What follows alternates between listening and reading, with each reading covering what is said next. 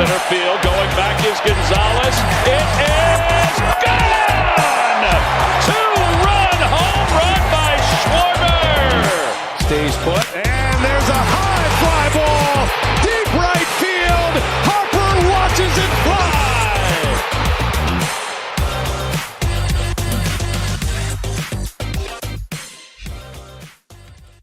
And we are back for another episode of the Double Switch Podcast. June 21st is today, and that means that it's summer. Summer baseball is back. The Phils are officially embarking on the summer season here. Vibes are still good since last time we talked. I think that was before London. It's been a minute. It was right before London, yep. Yeah, right before London. There's been some news since then. We lost somebody big. We gained somebody big back. They kind of cooled off a little bit. Cooled off is like a relative term because, they were playing at just a ridiculous pace, so you can't expect that to continue. But, we ran into some tests these past couple of weeks. But, I still think the team's in a good spot, and I'm looking forward to the rest of the summer. Johnny, how are you doing? I'm doing good. It's good to be back on the pod.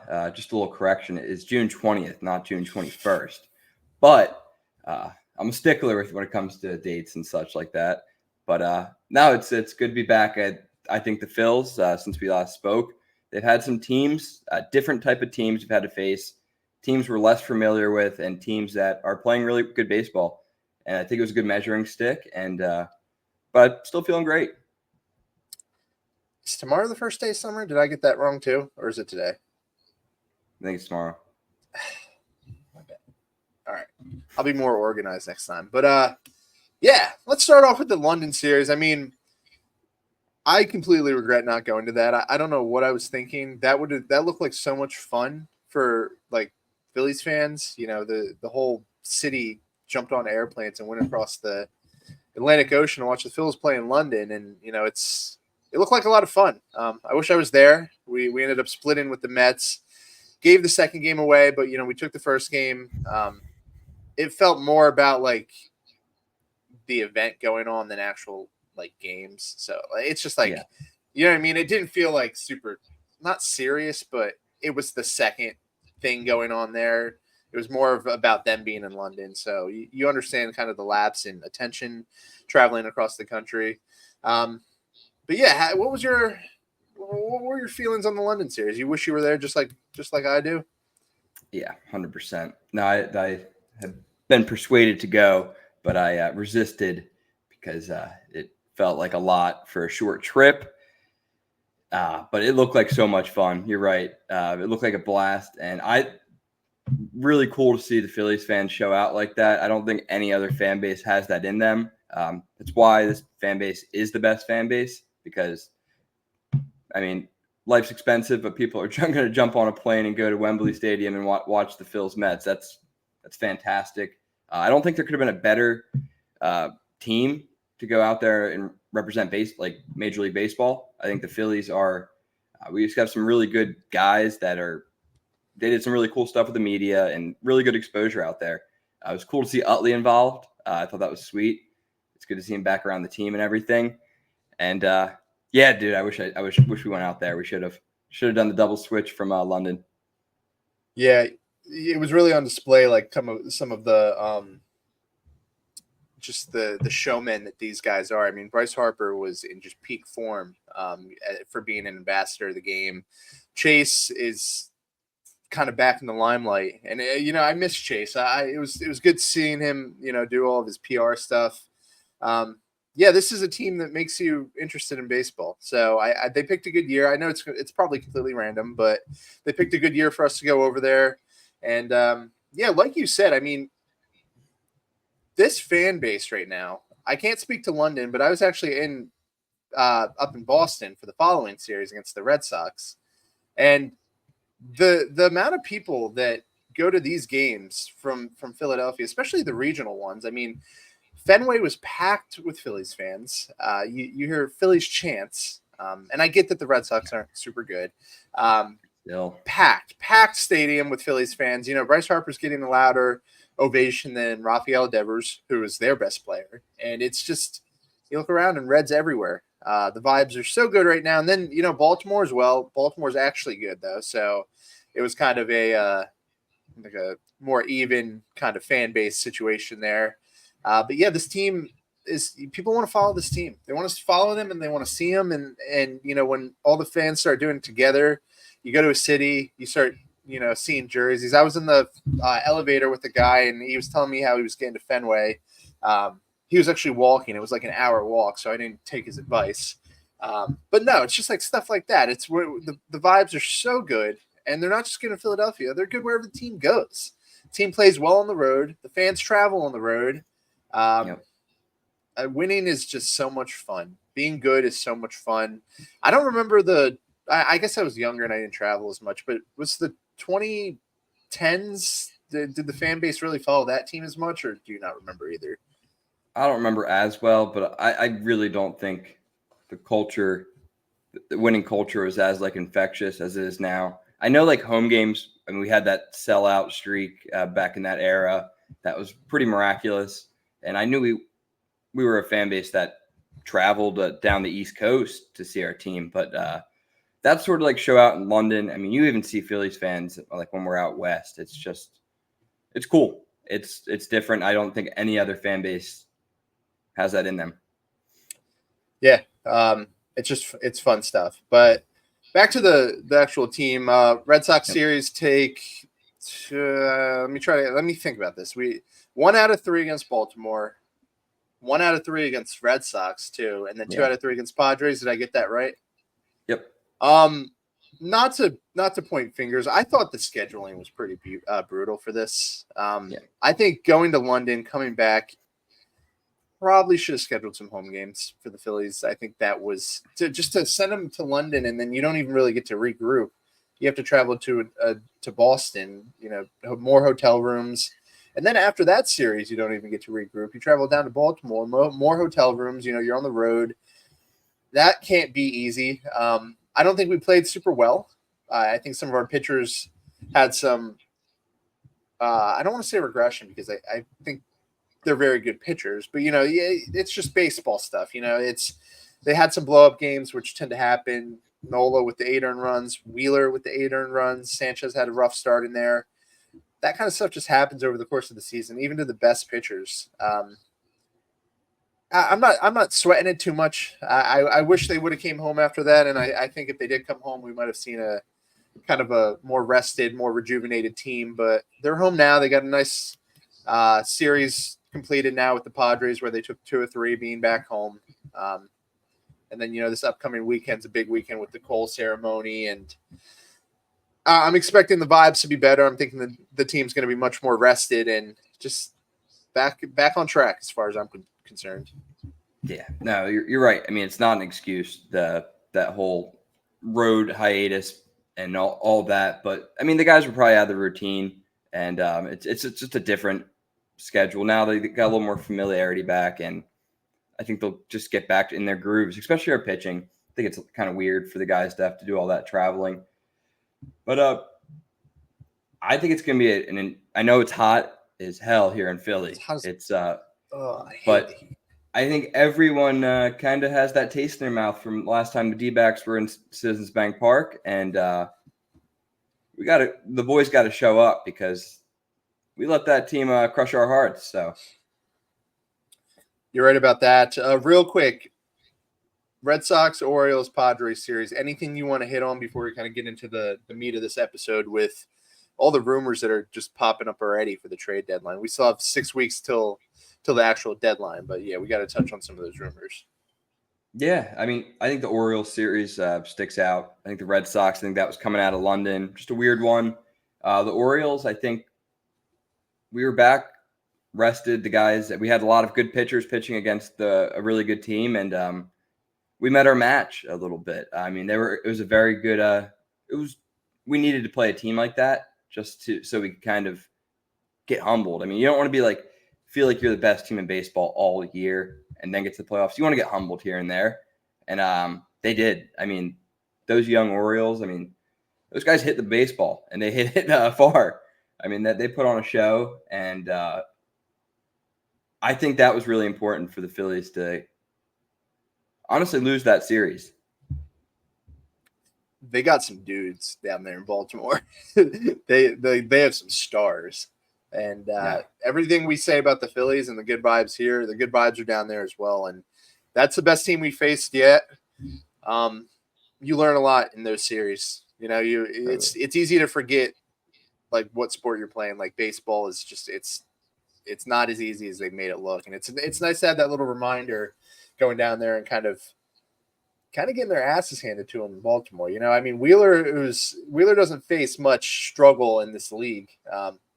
They just jumped on top of him. Lost 2 out of 3, but it's a good team. I'm not gonna sweat that too much. One thing that I didn't bring up that we got to talk about, and it relates to the pitchers.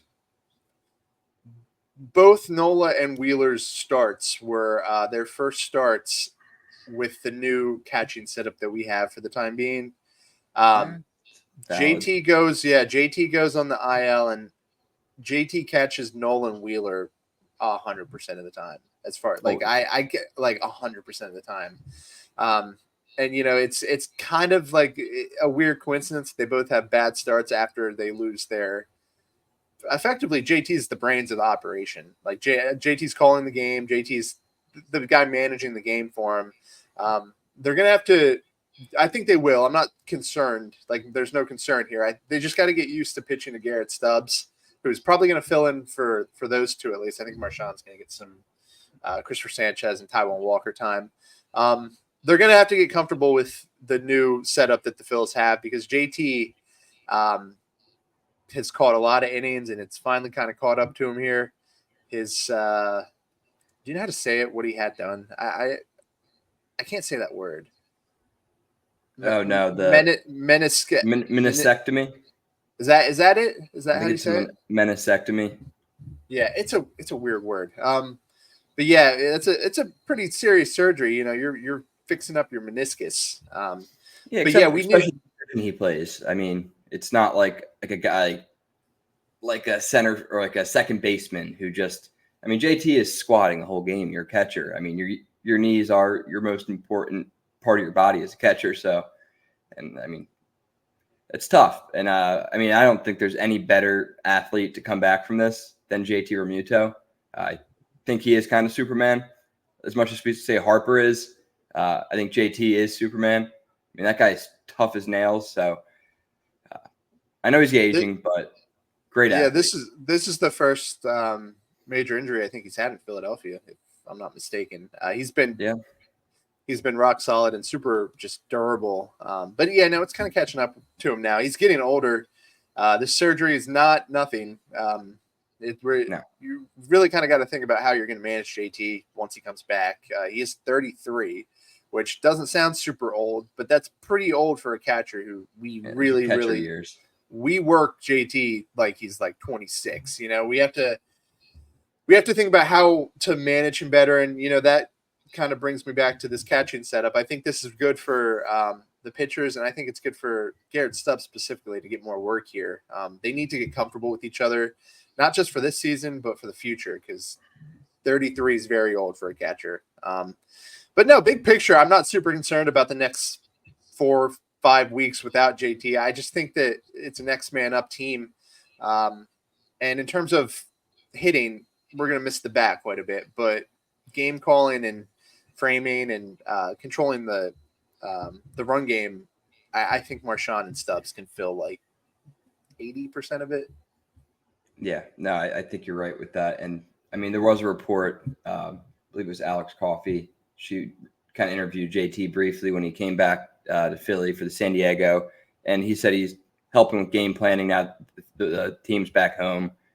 He knows the young catchers are in a different situation. He's kind of in that rock in the catcher's room.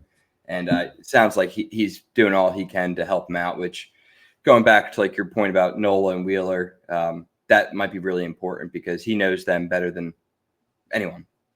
I'm certain of that. No, you're right. If there's no good time for an injury like this, but this is not that you're going to have him back for the second half in theory. And he'll be healthier and a little more rested for the stretch run down the end of the season. So something to monitor. But yeah, I think it's time to kind of get into what we were going to talk about. Trade deadline coming up, and I know that there's plenty of names.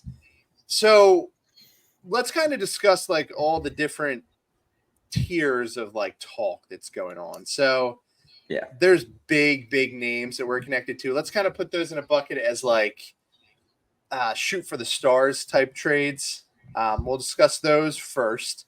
Our dream situations, and then let's kind of turn towards a more conservative look and kind of think about like what's probably going to happen. And then there's a third category right in that. What was the third category we had? There's we got dreams. like realistic, kind of like a fantasy, and then like more outside the box type of getting a little some crafty deadline stuff that isn't what you think. Okay, so let's start at the top. Who is the dream player that's on the market that could possibly be on the market that would just be like just the most outlandish, crazy, go for it move that Dombrowski could possibly make? I think it's Luis Robert. I think Luis Robert. He's getting away with that. I think him and I know people mixing in like a double trade for him and Garrett Crochet, which or one or the other. I think one of those guys. I think people are drooling over, but it's one of those things. It's a pipe dream, and both players we would have to go for top 5 prospect, probably a Painter or a Aiden Miller type in either type of trade. All right, serious question. Do you want Luis Robert knowing how much he's going to cost? Funny you say that. I do want him, but I am not willing to give up Andrew Painter or Aiden Miller for anyone. Okay. So no, I know that's the price. So no, I don't want him. I don't want Luis Robert. Why is that? People are just starstruck with the talent of Luis Robert, and yes, he's incredibly talented. Incredibly talented. The guy straight up can't stay healthy. I like at all. Yeah. Last year was the first season he stayed healthy, and you're talking giving up. They're not like they're prospects, so they're still unknowns. But I mean, you're talking giving up borderline top 25, top 40 prospects for a guy who might play. I mean, how much has he actually played? Like 60% of his games. So you're not talking Luis Robert, generous. The best case scenario. You should probably be thinking about Luis Robert like 60% of the time. And I mean, there on top of the health, there's some issues in his approach as far as I'm concerned. He has a ton of swing and miss. Like he has big time power. He's flashy. He's toolsy player, but you can pitch to Luis Robert. You can get him out. And I still have PTSD from late October last year, where all of our right-handed hitters were swinging and missing at every slider they saw.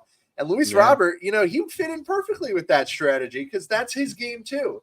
That would also be doubling down on that strategy that has killed us 2 postseasons in a row.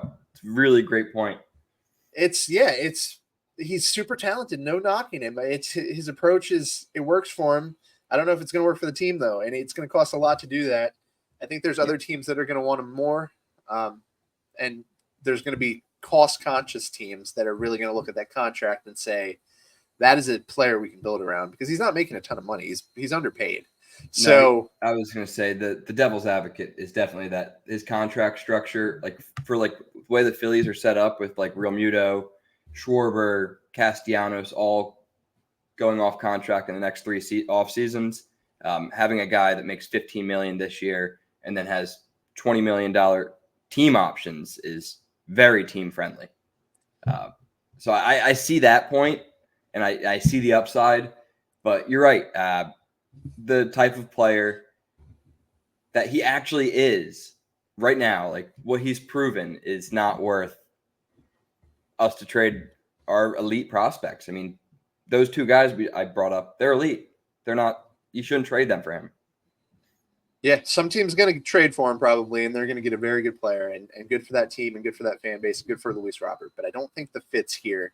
And then Garrett Crochet, the other name you mentioned, he's on my fantasy team. He's sick. There's nothing else to say about him. He's sick, but with him, like I'm dealing with this now as a fantasy manager. The wall's going to come for him at some point because he has pitched like 22 professional innings before this season, and he's at like 70 already. This like in 2024. So the wall's coming. He's probably going to get shut down this year, if I'm being completely honest. Doesn't bode well for my fantasy team. But when he's pitching, he might be a top 5 pitcher. I don't even know if it's a hot take anymore. On a per inning basis, he might be a top 5 pitcher. Another team's going to probably trade for him, and they're going to get a very good pitcher. But this is a team that's going to need production come October. This isn't a team that's trying to build for. I mean, we are building for 3 or 4 years, but this is kind of the window. Like we're in it right now. We don't need to be developing Garrett Crochet and managing his innings. I think a team like maybe a younger team that has like a window that's in the next 5 years could trade for him, and they'd be in a good spot. But no, I don't think he makes sense either. And he's going to cost freaking, I don't know if that's a curse word. We don't curse on the show. A ton. Yeah, a ton. He's going to cost because he's cheaper than Robert. And he, like I said, pitching is a commodity in this game. So no. No, I tend to agree. With what we need to succeed in the playoffs, I don't think another starter really moves the needle because your rotation shrinks anyways. And I love our top 3, and Christopher Sanchez is great. One thing, if you're looking to trade for Crochet, he would be a sick reliever. He would be sick. You shut him down and you send him to the bullpen, he could probably close for you, which is cool. That would be a hell of a upgrade over the Gregory Soto left-handed spot in the bullpen. Now, if that's something they wanted to sell me on, they move him to the bullpen and have him be your highest leverage reliever with Alvarado, and then he can serve his innings until you get to later in the season. That's interesting. We can talk about that, but that's a lot of planning, and I don't think. And then go back to starting next year. Yeah, so it's a lot, but interesting names. Real quick, no, like Kyle Tucker's not leaving the Astros, right? We're done with that? Yeah, that's an absolute pipe dream. It's not going to happen. Why would they do that? Yeah, if they do that, I mean, you're talking top 5 player in baseball. What's that going to cost for a rental?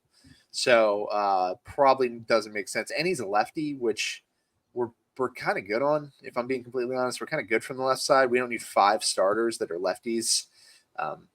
So he's not coming either. And then I think that kind of rounds out the big names. I mean, Luzardo's good, but they're not going to trade him to us. The thing is, there's not too many sellers yet. There's still like the White Sox, obviously, the Marlins, obviously, the Athletics, obviously, and the Rockies are just a weird team. So they don't even have good players. Yeah, I mean, who would they even trade? But that kind of rounds out the superstars. Let's get more practical here. Rattle off some names that you think make sense. I think like a Michael Kopech. Kopech, is that it? Kopech. I think like a Brent Rooker would be a nice 4th outfielder. I do think Elaine Thomas. I think that's going to be a little bit over our price tag, but I still think that's the type of player that would solidify because we don't have top end talent in the outfield. I think they do want to have 4 solid guys that they can use based off matchups. I think guys like a Rooker or a Thomas give us that ability. I think those 2 guys, if you're thinking outfield, I think that's very realistic. And I think reliever, if you look at like Michael Kopech, I know Dombrowski seems to be a fan of him. So I think those are the 3 guys I think could be realistic targets. All right, wait. So, what are those names again? You got Kopech, Rooker. Who's the 3rd one? Lane Thomas. Oh, okay. So I have 3 names too. Lane Thomas. I think he makes a ton of sense. I think he's perfect. I just think. Player. Yeah, I think that he's what we want Whit Merrifield to be. Like that's what we think Whit Merrifield could have been, but Whit Merrifield's a little old and kind of true on the downslide. Thomas, good approach from the right side of the plate. He crushes lefties, which that's balance for this lineup. you can't really hit righties, but like I said, we're good on lefties. So, Plenty of them. yeah. So you have somebody who you can kind of not really platoon, but you can kind of make work with David Dahl and Brandon Marsh. Terrific base runner. He's a good outfielder. The Nationals are probably dying to get rid of him because they have James Wood coming up, who's going to be really, really fun when he Took gets the words here. out of my mouth. So I think that he's very gettable. I think all their outfielders are probably pretty gettable, but Winker and Rosario don't make any sense for us because, like I said, we're good on lefties. Rooker, you see, I struggle with Rooker because for all the reasons I don't like Luis Robert, Rooker's that on kind of like steroids in terms of the streakiness and the swing and miss. Totally. That dude, when he's running hot, he's like top 10 hitter in baseball, but that's only like 10-15% of the time. Most of the time he's pretty much just a below average hitter. He rides his hot streaks to his production numbers, which is a completely fine way to make a living. That's no fault to that at all. It's just that sounds frustrating, especially if we don't have a full-time role for him, which I think that whoever we get's going to probably play like 80% of the time, but Rooker's kind of probably a guy who needs like 100% of the plate appearances to work his way through those ups and downs. Yeah. No, I hear you on that. I think what makes him different to like the Robert prototype is that, well, more price tag. I think the price tag is lower because I believe he's 31. He's not a young guy. People do know that about him, that his strikeout is like high. And just speaking for like the price tag of him, I think people with like Luis Robert are like, oh, he's going to become this because he's 26. He's going to become this. He'll cut down some of these issues. A guy like Rooker, I think people know what he is. I just think it's a guy that would benefit a lot from getting out of that lineup where he is like the only legitimate power hitter. I think putting a guy like him in like our 9-hole, like 8 spot, like somewhere in 7 to 9, and having him come off as like the 4th outfielder, because I think when it comes stretch time, playoff time, I think our outfield is not going to be selfish. I think it's going to be very matchup based, and I think they're going to look at all 4 outfielders and be like, all right, like who hits this guy the best? Because that's what's going to matter.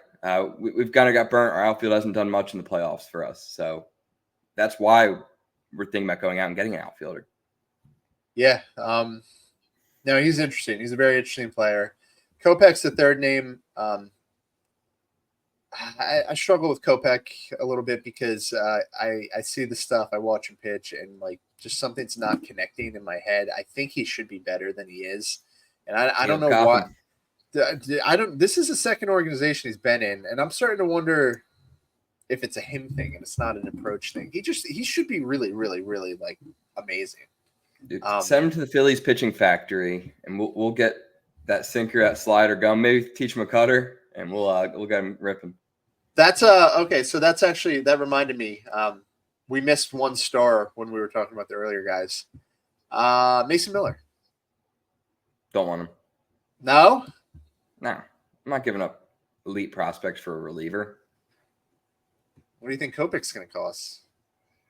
Not as much. But club control. He's like 75% of what's his face? Mason Miller. I think it's going to be significantly lower. I mean, I don't think we'll have to give it like a top 5 guy for Kopech. I think Mason Miller, I think that's what they're going to want. We're going to be, we're going to be heavily connected to Mason Miller for the next 6 weeks. Like we're going to come up with just get used to it. I don't think we're going to trade for him, but just get used to seeing the Phillies and Mason Miller in the same sentence. And go ahead. What were you going to say real quick? Yeah, I mean, I think he's a great player. It's that price tag and that hype right now that kind of freaks me out. I mean, we've seen it. Like, you can get like elite production from a guy that you literally like a Jeff Hoffman, an Andrew Bellotti. Like, it doesn't need to be the top shelf reliever.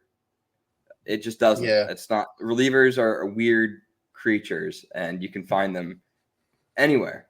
So I don't want to see us overpay for a reliever. It just doesn't seem to work out. That's where I'm at with relievers too at this point. Find them. Don't buy them or trade for them. Find them. Because there's find plenty the guy of guys with the out stuff there that works. Yeah. Okay, so I have two names real quick. Taylor Ward of the Angels. He's kind of like a more moderate Brett Rooker. They're both left fielders. Taylor Ward's probably like a less up and down type player.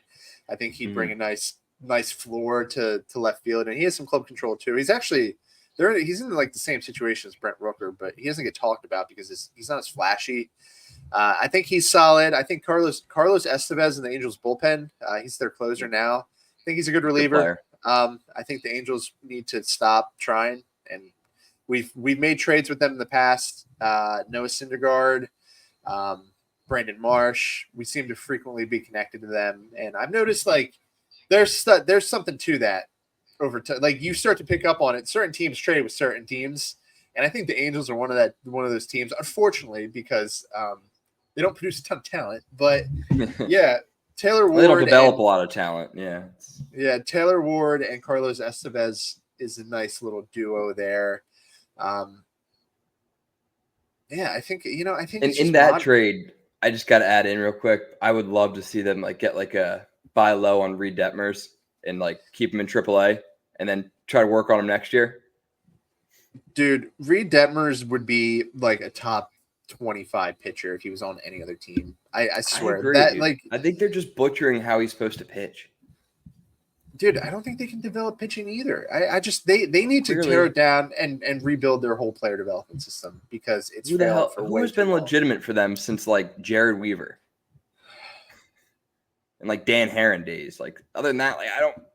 Who's been good for more than 2 years? Shohei was a finished product, so they don't deserve any credit for that. No, they don't. Yeah, throwback Thursday to when we thought it was a good idea to sign Matt Klentak from the Angels organization because the Angels are just a model organization. That was such an elite, top-notch organization that they are. But yeah, the Angels, I think we could be connected to them. Other teams that might sell that we'll probably have to cover their players eventually. The Rockies, I don't think they have anything worth getting. They're not in a good spot. The Marlins are probably not going to trade with us, and I don't think we're a good fit because they have pitching, and we don't need the pitching. They're going to trade some of their arms. They also have a nice player in Brian De La Cruz, which would be. I don't think they're going to trade. I don't think they're going to trade him. Yeah, they need a plan. They need more than a plan. I don't know what's going on over there. Yeah, I mean Jazz, no. De La Cruz, probably not. Jesus Sanchez, is he going to help? Probably not. No, not what we need. Yeah, just not what we need. An interesting team that might have some players available is the Blue Jays. I think the Blue Jays might sell. I haven't thought much about who they have, but they have some dudes in the outfield. I mean, Varsho doesn't. Who's been really bad. Yeah, is he even good anymore? No, but change of scenery does work. We've learned. I think there's a chance the Rays sell. They're interesting. Randy. Yeah, Randy's interesting. But yeah, teams like that. I mean, is there anything else you think I'm missing? I think we kind of hit on the obvious. The Tanner players. Scott. I've seen the Tanner Scott thrown around. Oh, I have seen Tanner Scott. That is the type of reliever that would be really good in our. That I see that prototype is what we need to upgrade because that's what we wanted Gregory Soto to be. Yeah, he makes sense. Yeah. Other than that, I mean, we just kind of got to wait and see at this point. Yeah. No, I think come like next 2 episodes, like it's just these rumors develop. We all follow them on Twitter, X, whatever the hell it's called. And they'll start to get narrowed down. And we'll kind of have a better idea of what's going on if Dave shows his cards at all. Yeah. And in a future episode, we're going to have to – I know this isn't really a thing, but we're probably going to have to talk about the prospects because a lot has changed in our farm system. I think the last time we did a deep prospect dive, we had 3 healthy starting pitchers who were kind of the top of the farm system. And now we have someone coming back from Tommy John.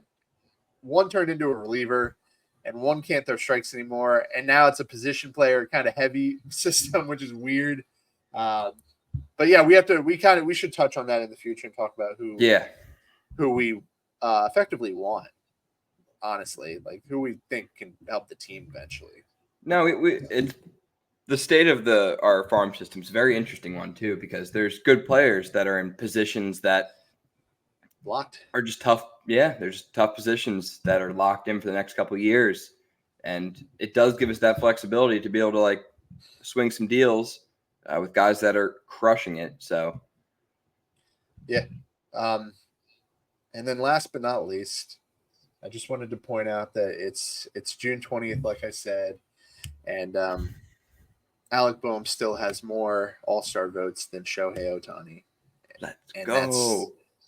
That's what I'm here for. That is the content I'm here for. Boehm Boehm is Riggs. going to be starting at third base for the NL All-Star team. Amazing. Shout out to world. Phillies fans for getting Johan Rojas into the top 8. That's wild behavior. Dude, has there ever been an All-Star game where a AAA player got voted in? 2024, Johan Rojas. That would call him up. That would be amazing, dude. If they had to recall Johan Rojas to send him to the All-Star game. Dude, I'm gonna go vote for him right after this. I need to see just what's gonna happen. I just have to see how that plays out. We should start a propaganda to get Johan Rojas into the All-Star game because he's still on the ballot. Amazing. That would be amazing. All right, yeah, we got to clip this and get this going. We'll clip this part and we'll get Johan Rojas into the All-Star game. Send Johan to Arlington. Let's get Johan to Arlington this year. We want him to go. We want him to go. That well said. I had to change that. We want him not there. The D word. But anyway, yeah, go vote for them. Go vote for Johan. They're all playing well. And some of our guys really deserve to be there. So definitely go vote for them. And with that being said, that's all I got. Unless you have anything else, that should do it for this episode. And we will be back to talk to you guys soon. Go Phils. Go Phils.